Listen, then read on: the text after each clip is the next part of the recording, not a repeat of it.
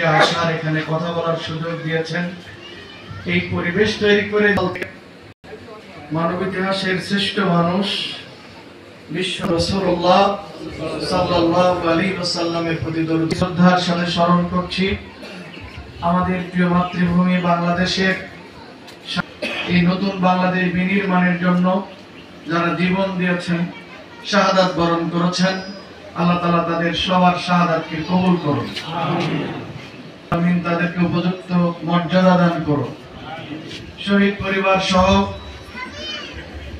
আমি আবারও বলছি, বাংলাদেশে হাতে গোনা এখন 2-4 মানুষের নাম দিতে হলে সকল মানুষ একই সঙ্গে উত্তর দিতে পারলেন, এর অর্থ আপনারা সবাই তাকে অনেক ভালোবাসেন।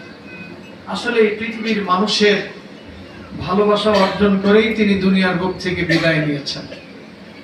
সেই আল্লামা দেলোয়ার হোসেন সাঈদীর আমরা মনে করি একজন যোগ্য উত্তরসূরি হিসাবে আগামী দিনে জাতীয় সংসদে আমরা তাকে দেখতে পাবো ইনশাআল্লাহ।